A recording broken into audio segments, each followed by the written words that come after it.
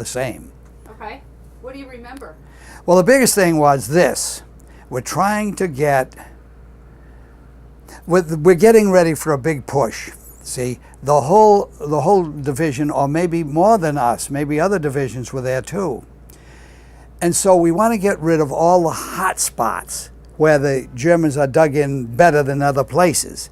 And these were, of course, on top of small hills. So that's what we were doing.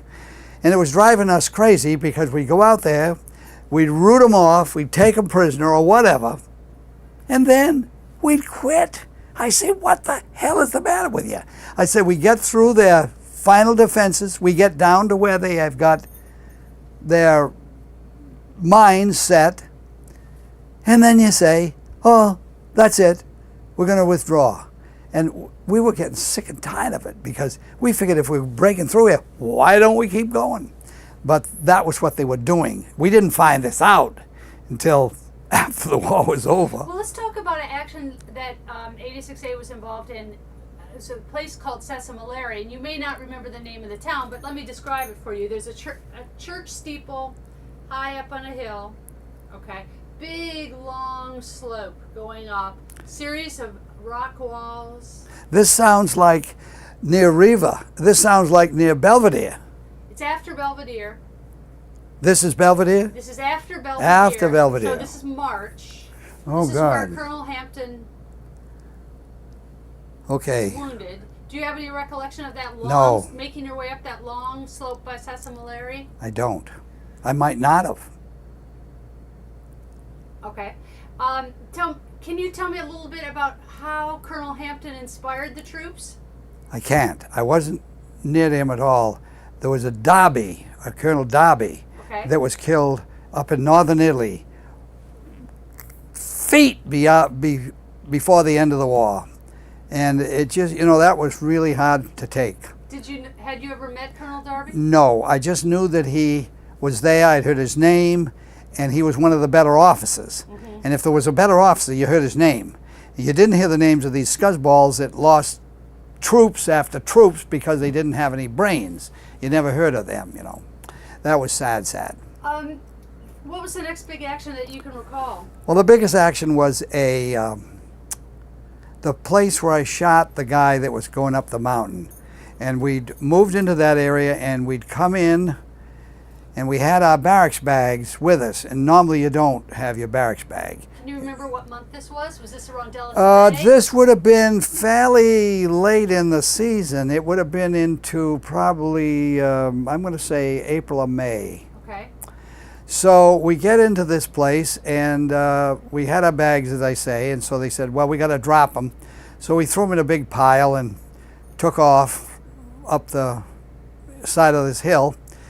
And we get up to the top, and they're getting terrible artillery fire up there. I don't think it wasn't artillery, it was mortar fire.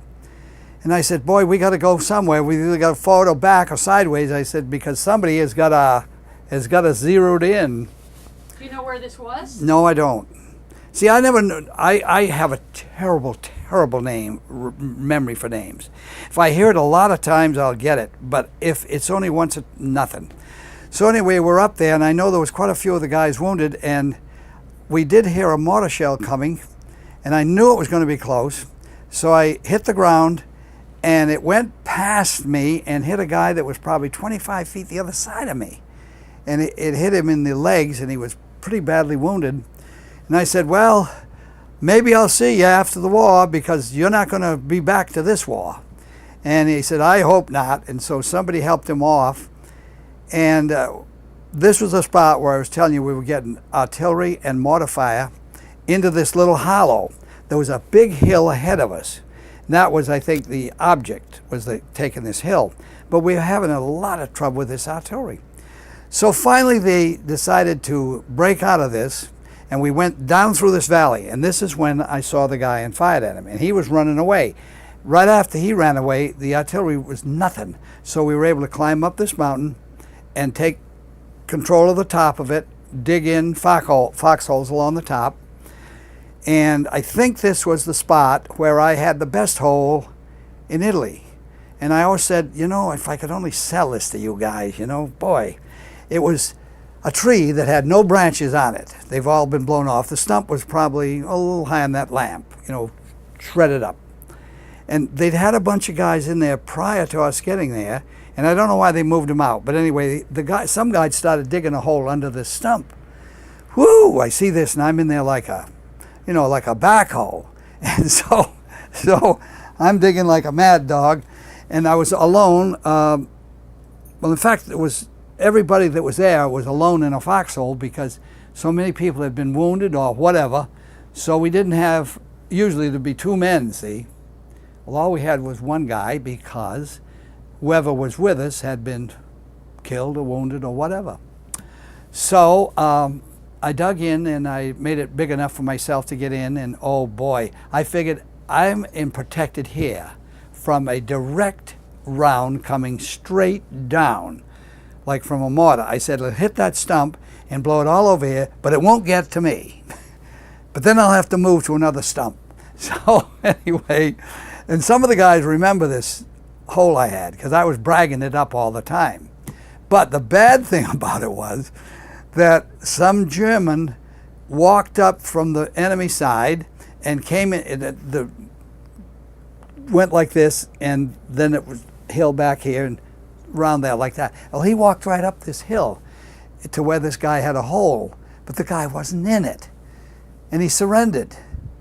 So the lieutenant said, Rankine, you got to go down and get in Lloyd's hole. Now, Lloyd was our squad leader. He was supposed to be in charge of 12 men. And the poor guy, it was pitiful to see him. You've never seen a person fresh out of combat. But when you do, their eyes look this far back in their head. You look at them and you think, as oh, those his eyes, but they look that far back. So his eyes were this far back. His head is going, and his hands were going like this. And I said, did you tell the first sergeant that you're coming unglued? Yeah. And what did he say? He says, you'll get over it. I says, you're getting worse. You're not getting over it. But he dug this hole, and he dug it about, well, I couldn't get my shoulders in it. He's this wide, and it's about 3 or 4 feet long. I could just barely get in the thing. But what he had gone to is down the hill from this. You couldn't see it if you were on the ridge coming up on it. Was a big, big building. Not as big as this one, but it was as big as a lot of buildings that you see. Probably 100 by 100 by maybe 25, 30 feet high. A lot of rooms in it, chimneys all over the thing. And the Krauts knew to the inch where that building was from where that cannon was. So I'm in this hole this one night, and I'm thinking, I hear the shell coming. And you can tell if it's a big shell because it goes foof, foof, foof, foof. It's rotating, see? And you can hear it rotating. Now, a smaller shell will rotate faster. It goes, But a big shell will rotate slowly. And I hear it coming. I said, that's got my name on it. So I didn't get out of the hole. I figured I'm better off in the hole regardless. Went by me and hit this building one round. And it just about demolished it. In there was first aid, guys like this Lloyd, other guys that were sergeants and people that were up there, artillery observers. There was probably 25 different people hiding out in this building. When this hit it, they all went whoosh. There must have been some of them that were injured because it was, when that shell hit, it just demolished the building. It was just a disaster, you might say. And I said, oh my God, I'm glad I wasn't there. Well, Lloyd came staggering up to me the next day, and he'd been in there, or that night. And I said, you're going to stay here now? Yeah, he was going to stay. I said, if you get off this place, will you please stay there? Don't come back up here. Because he was actually detrimental, because we were taking care of him, making sure he got food and, he had cover or whatever. This is your first sergeant? This is my platoon sergeant. Oh, okay. The first sergeant is in charge of all of the platoon sergeant. This guy is what they call a squad leader. He's in charge of 12 men. The platoon sergeant would tell him what to do, and he would tell the other guys what to do, see? So we're at the front, and I'm making sure that the guys that are there are getting food, that they're awake, and so on. So we get back off the line, and they think I'm the sergeant. And I said, no. This guy, over here, when he stops shaking, he's the guy you talk to.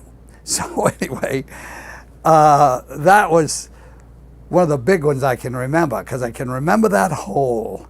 And out of this hole, one of the things I can remember most about it is this. The lieutenant yelled up to me, because he figured I was awake, because I didn't sleep very well. Nobody, let's say, slept very well. So he yelled at me to go down to the forward observer that was on the same mountain and get him out to do some readings on the shell flashes that we could see all over this mountain. So I got down there, and it's fairly steep going down there. And what these guys had done, he had 2 T corporals. They're like helpers. So they dug a hole down, and then they dug this way into the mountain. Well, where they were was probably 20 feet of earth over them. You know, they had a better hole than I did. And I said, God. So I'm yelling down the hole, you know, anybody, we need your help. We need the forward observer. Nothing. So I was about ready to start shoveling dirt on them, and I knew that would alert them. So pretty soon this arm comes up with the sighting and aiming circle that they use. It's about that big. It doesn't have a light on it, but it has reflected light. And it's got, you know, the compass readings. And you can set it on north, and then any reading you take, you can send back, and they can pick that up, and then they can let artillery come on that coordinates, shall we say. So that's what we were trying to do. So I get the thing, and I bring it up to the hole. Now, I couldn't see anything out of my good hole, so I had a little hole outside. So I go out there, and I set the thing up, and I get it level. It's got 2 levels on it. You level it 2 ways. Luckily, I'd seen a transit before, so I knew how to do that. And then I was able to let this thing magnetically swing around. And then when I get a shell going off, then I'd aim it and take the reading. And I would yell these back to another guy who was another PFC. By this time, I'd risen to the rank of PFC. And I would have been a sergeant if I could just got that Lloyd killed. But it wasn't worth it to kill a man, you know. So anyway, the poor devil, to get back to him for just a second, he was out hunting with his wife. She dropped the rifle, and it killed him. And I said, oh, God. And when they told me the story, I said, are you sure she dropped the rifle? And they thought the same thing. You know, maybe she shot him. But I don't know why she'd have done that. But anyway, the story was that I'm yelling these back to another PFC, and he is yelling them to the first sergeant. Now, the people beyond the first sergeant think that we're lieutenants that are given these readings. And it was quite a while after that we found out that they thought this. Oh, God, I thought we were going to die laughing. And this guy, I know him today. He lives in Montana. And we both got Bronze Stars for this operation. And so, and the Brown Star, I think, counted for 5 in our points. So we were very happy about that. So anyway, this guy's name is Harry Reinick. That's a name I can remember. His wife hates me, and I don't know why. If I call there and I talk to him for a few minutes, then the phone starts making terrible noises, and it's her fooling with it, so I'll get off the line.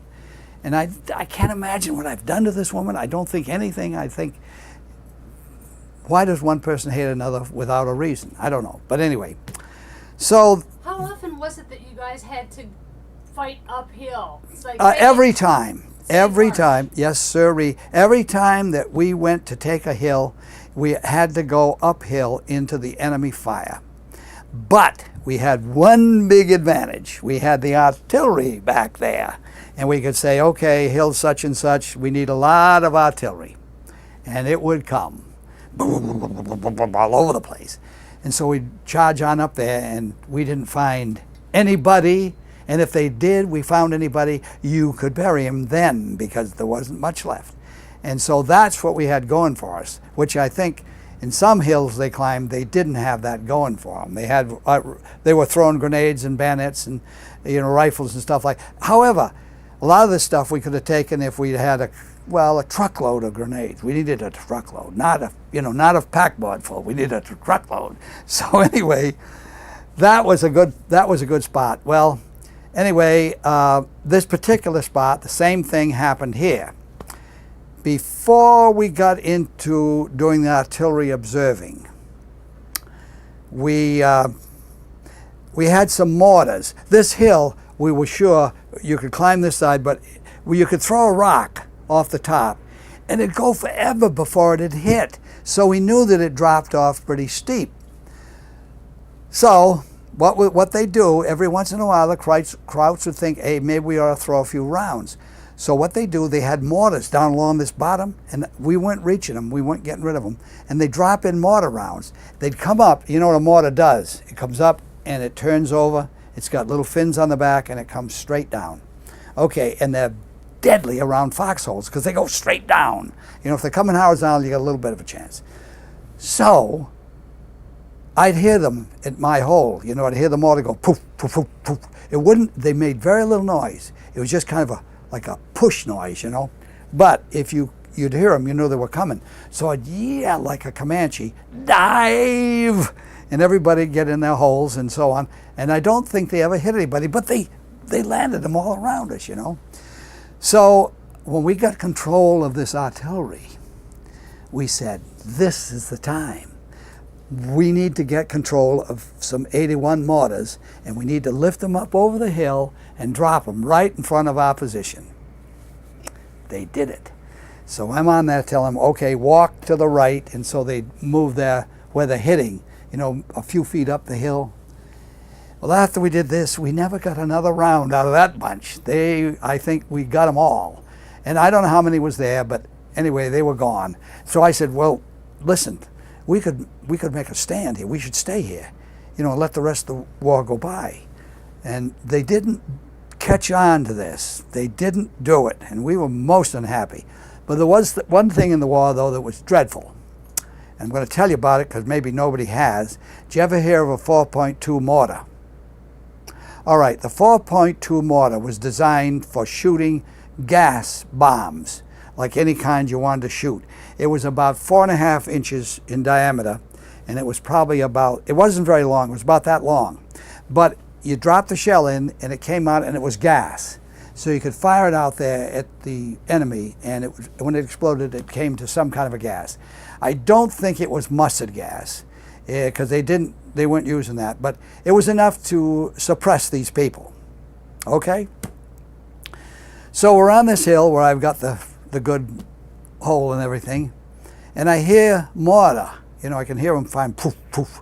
And here they come. Instead of going up and over the top and down on the enemy side, they're going right up where our guys are.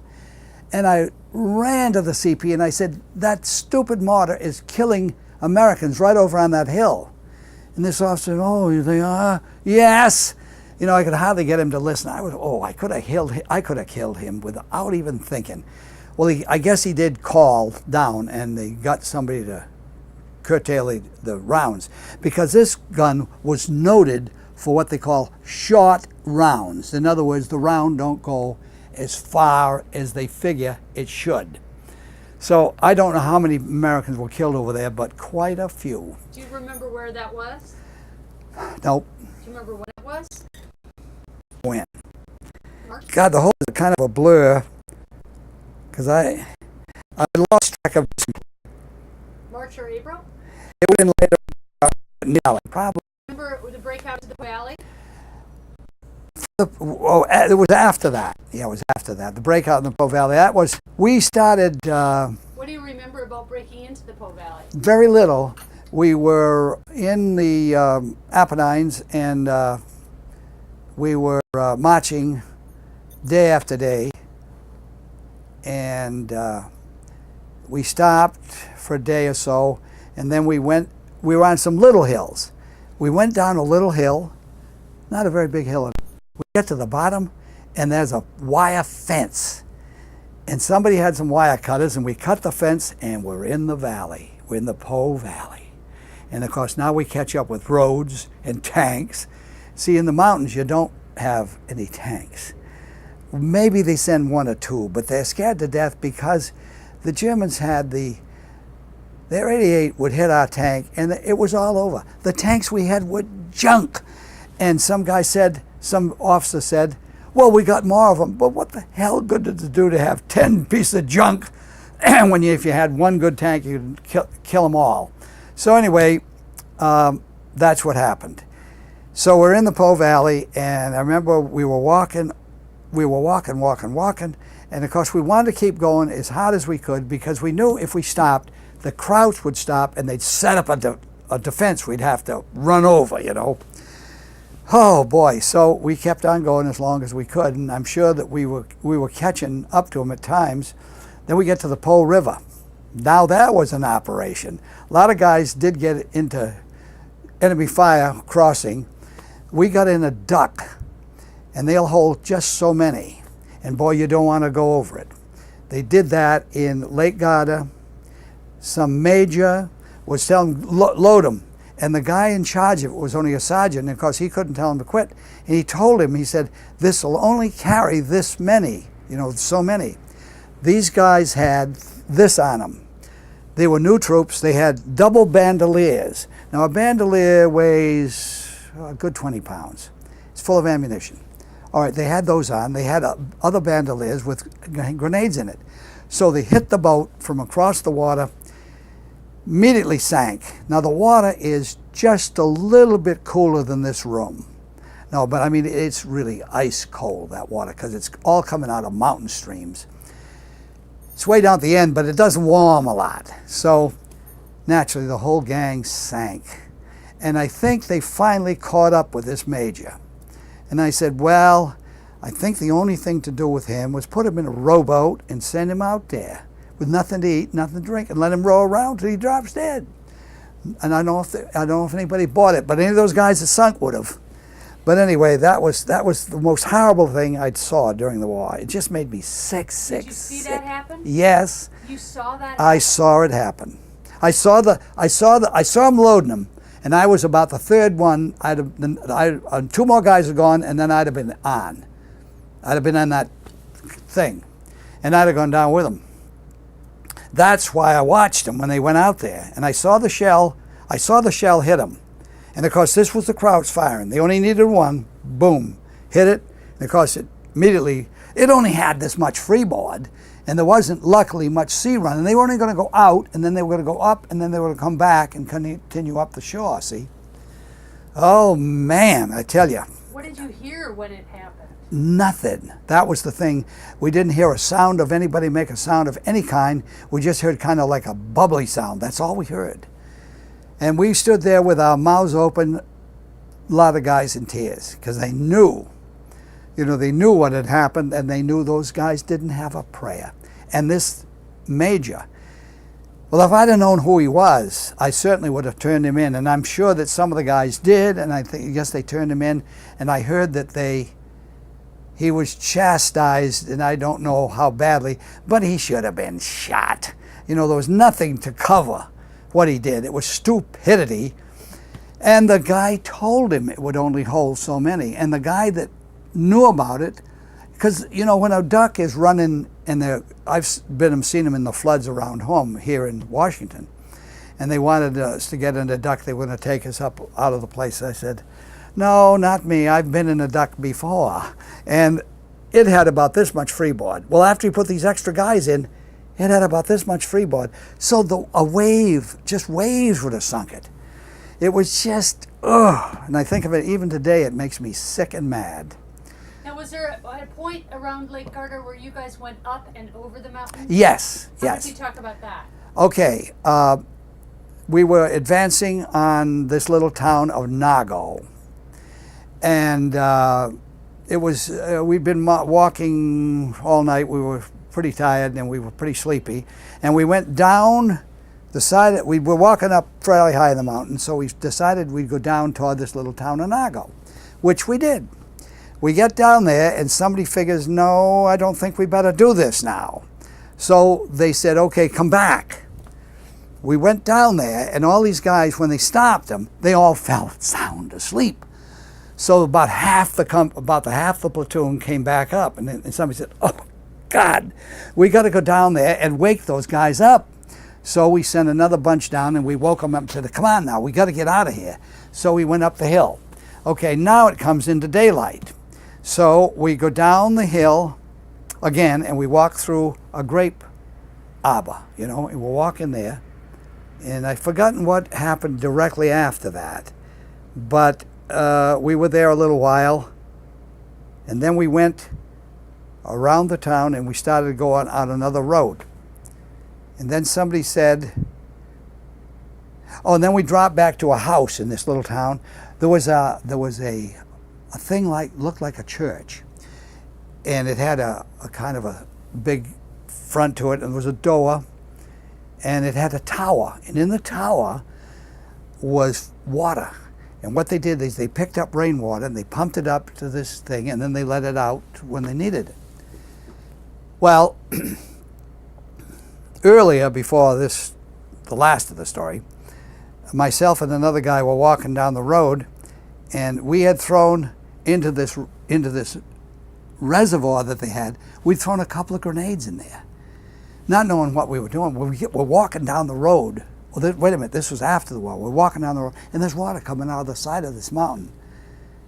And we thought, oh God, we didn't do them any good then, because I'm sure it broke the insides. But we threw them in because there was this big square thing outside about this big, and it had a cover on it, and there was water in there. So we'd throw in a grenade, shut the cover, and stand back and watch the top go, whoo, water. 50, 100 feet up in the air. We were getting a lot of fun out of that. And that sergeant was ready to, he was almost dead, because he was still there, and he was still shaking. Oh boy. And so he was pleading with us not to do it. He wasn't ordering us, he's pleading. Well, go somewhere, go up, go pick on some of the other guys. So, oh God, it was just awful. And I think back on it, I said that was the miserableest thing we did to the Italians, besides chasing the Germans out. But anyway. Tell me a little bit about how difficult it was to cut across those mountains towards Nago. I mean, when you broke out of the Po Valley, into the Po Valley, did you think, I'm done with mountains? And then what did you think when all of a sudden you were faced with traversing the mountains above Nago? I don't think I remember any more mountains that we were fighting in. I remember mountains beyond where we were. But hiking. I mean, when you were hiking to Nago. Oh no! When they said the war was over. Well, before the war's over, you're on your way to Nago, taking the mountain. Yeah, Nago. That's right. We were up on this mountain, and we came down into the town of Nago, and what was it like to hike up there? Oh, it was along the road, and we could look down at the lake, and it wasn't. The road was below us, what there was left of it. See, the Germans had built, think of a shelf, and it's got bracing underneath it. And there's a mountain here. It's just like a shelf sitting there. It's a road on here. They dynamited all this, and then they dynamited the tunnels. Was your path a real road, or was it just a path? Well, when we were first walking up toward Nago, we were walking on the road. And I remember we went into one of the tunnels. It was dark on the inside of a cow. We get in there, and somebody said, whatever you do, don't set anything down, because you cannot find it. So I'm going like this, in the dark. I can't see that I'm moving my hand at all. And that's how dark it was. I've never been in such a dark place. Did you walk through tunnels then? Yeah, oh yeah. Oh, as opposed to going up on the mountain? Yes, we did. But we got up closer, where we knew they had artillery across the water. Then we started going to a tunnel, up and around the tunnel, and then down the other side, back into the road. And that's what we did when we came into this town of Nago. Got it. So that's what we were doing. And some of these people were in one of these tunnels. I was talking to this gentleman today, and it was the 85th. The 85th had morons. They had to pass a test to make sure they were morons. Then they made them first lieutenants. So they're out there killing guys by the zillions. It was horrible what they did. Tell me a little bit about your time up in the Yugoslavian border area. Oh. What was the purpose of your position up there? Well, we never knew exactly. We didn't realize that they were looking for land, see. We were out in the Po Valley. It's hotter than hot. They had a big tank there. They were pumping water in about this big around, and they had all little places to let it out to different fields. Okay, so they said, well, we can set our tents right down this way. Okay, so we set them up in somewhat of a row. We're there about a day, and here comes a guy with a sighting and aiming circle. That's to aim an artillery piece. And he wants to line the tents all up, and we're ready to kill him. Well, we did, but we didn't like it. So we lined them all up. About the next day, they said, well, we're going to have a full field inspection, and we're going to take away all the winter gear. And I said, what? And we knew if they did that, I said, if we give them our winter gear, we'll be on the North Pole within a week. Trust me. So I talked a lot of people into digging a hole, big hole. We wrapped all our stuff up, marked it, threw it in the hole, buried it. Okay, and here comes the company captain. We knew him, of course. He's in there looking for, winter equipment. He found some gloves, a knit hat, and a sweater or something. He knew damn good and well we buried it. Maybe somebody told him, but he knew what we would have done. He knew us, So the next day rolls around, and we dig it up, and there it is, all out again. Nobody said a word. Oh, it was great. But anyway, we're there, and Did you need it later? Yes, within 2 days, we went up to deal with the Yugoslavs. So we're there, and we went to a little town. No, it was a big town. They even had a streetcar that ran. So Was it called Caporetto? it might have been, but it might have been Udine. Oh, Udine. Directly below the Brenner Pass. Anyway, it's a town, and it's got streetcars. And there were some limeys there, and they kept saying to us a word that's used in the Army all the time, don't pay them. But there was this word in front of it, and we couldn't recognize it with their accent. And you know what the word might be. It pertains to sex and other things. So anyway, they kept saying this, and we said, what the hell are they saying? So finally one of the guys figured out they're saying, don't pay them. And I said, yeah, but those guys have got no money. They get paid. They got a system for paying. I don't know. It's bad. So we had a few dollars amongst us, not very much. So we put it in, gave it to the conductor, because I don't know what they were getting the power on. Well, anyway, we went back to where we were camped, and then we went there, and then we went north in a column of trucks, and we were all day on that road, and I thought, man, we must be almost to the North Pole. And we saved our stuff, didn't we, men? Yes, we did. So we're going up there, and it's raining now. And we're getting up there, and we can see the road, and we can see that the mountains start up like this, and then they kind of kick back. Now this to the road is probably 500 feet. So we think, oh boy, we're back in the mountains, boys. So, but what they had up there, they had the Bailey Bridge. Have you ever heard of them? The British developed them. You could bring them up to anything, and you start pushing them across. And then you could drive anything up to the biggest tank we had across. They were one of the things that helped win our war, I'll tell you. So anyway, we get up there, and they were haying around on the sides of the mountains, Mostly the women. The guys were cutting it, but the women were hauling it. And it used to make me sick. I'd see a kid, probably 14 or 15. He's walking alongside of his mother. His mother's got a thing on her back of hay that would feed a horse for a week, and he don't help, But anyway, they're walking on into town, see. What was the purpose of you guys being there? So we're there, and we have guards on these bridges, these Bailey bridges, and we take the guys out in jeeps, and they drop them off on this bridge, and then they pick them up, and then go down and go back, take them back, and then in 2 hours they come out and pick up some more. So I said, I think this chasm we're over is deep. What makes you think so? I said, I don't hear water very well, and I can see it moving, even though it was dark.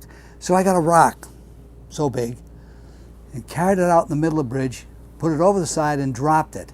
And we waited and waited and waited to hear it hit. And I said, God, I wonder how far it went down before it hit. Well, about the first thing that happened after this, oh, I know, we just changed the, we just gotten there. This is another bridge. We just got into the bridge, and this guy's at the one end and I'm at the other, and some of these Yugoslavians came walking along, and we said, Buongiorno, which means good day. And they answered, and wait a minute, we'd been there a long time. The truck came and picked us up. And I figured, well, those guys, if they went up the road, we'll pass them in just a short time. We didn't pass them going up the road, so either they went down the side of that mountain or up the side of that mountain. And I said, I don't think I like that. So we get back to the company area, and these Yugoslavs are all over the place. They're not camping right in the same place we are, but they're camped all around us, and there was a lot more of them. They had one horse, and I felt sorry for this horse. I could see every bone in his body. He was pulling a machine gun that was on 4 iron wheels. You know, you'd have to take it off this and use it. And I thought, oh God. And the biggest problem that some of us older soldiers had up there, they wanted to start shooting at these guys. I said, listen, you idiot, if you shoot at him, at one of them, you might kill him, but then some of the other people are going to have guns and they're going to start shooting back. And I said, you're going to get killed. But before this happens, I'm going to hit you with my rifle and I'm going to drive you into the ground at least up to your knees. Think about that, because I don't want to start any firefight with these guys. There's more of them. They don't have as good equipment. They don't have food, but that's beside the point. They can shoot at us for a few days and kill us all. Did you feel like it was a pretty potential for a lot of chaos there? Yes, I did. And I thought, boy, I wonder what's going to happen. Well, nothing did, luckily. But the thing, this is kind of funny. On the side of this mountain, we had, where the guys were camped all around, we had some big Lister bags. They're about this big, and they're about 6 feet tall, and they got little spigots all around them. And they used to come up there with a truck, a 4-wheel drive truck with a tank, and they'd fill these, you know, daily. So one day, the guy didn't come. I wonder where the heck he is. We weren't low on water or anything. So then we hear that the Yugoslavs had taken the hose. They took the hose? What for? Nobody seemed to know. Well, this had happened quite a while before it reached us. The next thing we notice, we look down the road and all we can see is an enormous cloud of dust. This is a dirt road. I thought, good Lord, what can that be? Well, when they got closer, we realized they sent for a platoon of tanks, which would be 5. So here they come charging up the road. And I'm sure they were running those engines, or running the tanks in lower gears, so the fan is in the back of the tank, you see. So it would pick up the dust that come up from the tracks and blow it up into the air. Made it impressive, big impressive mirage, you might say.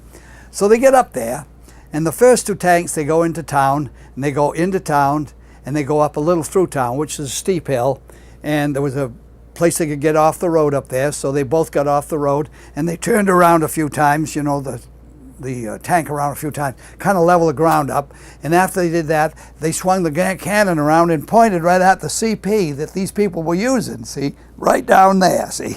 Whoa! So then 2 more come, and they do it below town. Below town was a little flatter because the stream was down there. The last tank comes into town, drives up right in, and it points the cannon right at the CPs about 10 feet away, muzzle this big, cannon dancing. And everybody's at a standstill. Now what do we do? You know, do we shoot, start a war, or shall we wait a minute, or what do we do? Well, we're all thinking, what do we do? We didn't have any say in it, but anyway, we're thinking. All of a sudden, from nowhere, over the top of one of these roofs comes the hose. It had been thrown from the, a roof like this, had been thrown from here. So it lands down about here on the edge of the roof and falls down on the ground. So the guys on the truck pick it up, put it back on the hydrant in town, and start filling their truck like they were doing before. And we all disperse. And we thought, God almighty, we didn't know they were hostile. We didn't know what they were doing there at all. But then we found out later they'd been pulling all kinds of stunts. And what they thought is that we're a bunch of guys that were cut off from our main body, and so they can take the land over. All they got to do is chase us off. And that's what they were thinking. Well, after this hose episode, the next morning, there wasn't even a trace of these guys, not even a track in the ground. They had picked up during the night. We didn't see them because we went on guard duty, but I'm sure the people on guard duty saw them leave. They left and they went back over the mountain somewhere.